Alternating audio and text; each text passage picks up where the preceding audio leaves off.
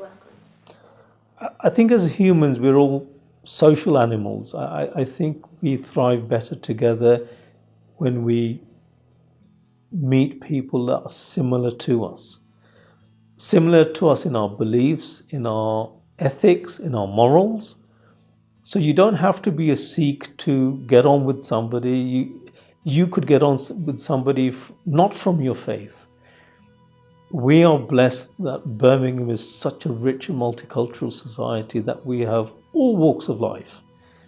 And I don't think that there is animosity between any different faith, any different cultures. Everybody seems to intermingle into a big melting pot, and everybody shares in that community. To me, it's refreshing that somebody who's not from the Sikh community comes to the Gurudwara. I can remember when I went to my daughter's carol service, and the headmistress came running over to me to thank me for coming.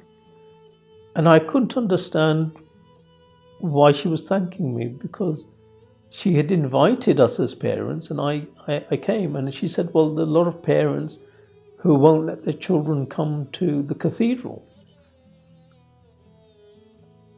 I can recall in that same carol service that I had a lot of raised eyebrows, because when the vicar said, let us pray, and he was reciting the Lord's Prayer, I was reciting it. And even though everybody had their heads bowed, they were all through the side of their face, the side of their eye, looking at, why is he reciting the Lord's Prayer? I was asked, you're not a Christian? No, I'm not a Christian. Well, why are you reciting the Lord's Prayer? My reply was, well, I'm actually talking to the same Lord that you're talking to. It's the same Lord that I talk to.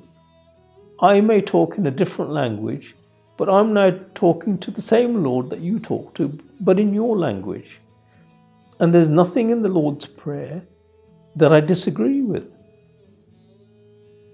Our Father, who art in heaven, hallowed be thy name. Thy kingdom come, thy will be done, as on earth as it is in heaven. Give us this day our daily bread, and forgive those who trespass against us. And it carries on. And I was thinking, there's nothing in there which I find objectionable. Therefore, just because it's a Christian prayer, we're praying to the same God. We believe in one God. You believe in one God. If there's only one God, we're actually praying to the same God. And I think it was a perspective that they had never seen it from. And I think it was probably enlightening to them, that it gave them food for thought, that here was somebody not from that faith who knew the prayer that they didn't know. Because when I was at school in Kenya, I went to a Roman Catholic school. Yeah, we were taught by nuns and fathers. And so my parents always insisted that I took part in school activity, and part of that school activity was assembly. And in assembly, we sang hymns. When I came to this country and I went to school, we also sang hymns. Some people refused to sing them. I couldn't see what the difference was, except it was a different language. And therefore, I think because we have such a colourful heritage in Birmingham especially, and I think all major cities, that we need to embrace it and understand that we have more in common than we have differences. All roads in different religions lead to that one core value. That one core value is that one God. So whether you are, as you've described it, whether it's a Hindu prayer, whether it's a Muslim prayer, whatever prayer it is, you're praying to the one God. So if I'm praying in a different language, I'm still praying to the one God. We call our God something different. It's the same God. You may call it something different. A third person may call God something different because that's how their culture has identified that God. But we're talking about the same thing from different facets. If you look at a diamond and you look at it from different angles, it shines as brilliantly from one side as it does on the other. It doesn't mean to say that the other side is better than the opposing side. Totally, they make the brilliance of the diamond. Now, I think people need to understand the concept. When a Muslim friend or an acquaintance meets me and says, Salam alaikum, I reply by saying, Wa alaikum salam. I know Muslims, when I say Sat Sri Akal, they say Sat Sri Akal. Yeah. So, those are the people who understand that there is one God and there's just different forms. So I'm not being true to my own religion. I am understanding that the God that they believe is the same God that I believe in, but they just come through a different road and pathway to the same God to arrive at the same destination.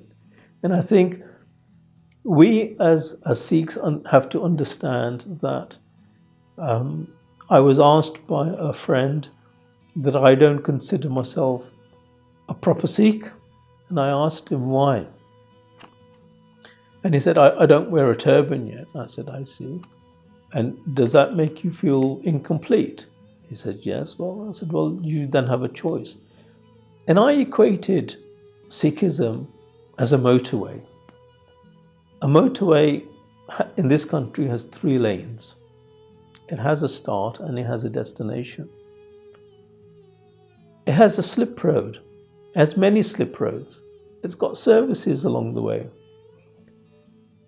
And some people will join on at junction 2. Some people will join on at junction 12. Some will travel in the 3rd lane, which gets to the destination as quickly as possible. Some would like to take their time and get there in their own time.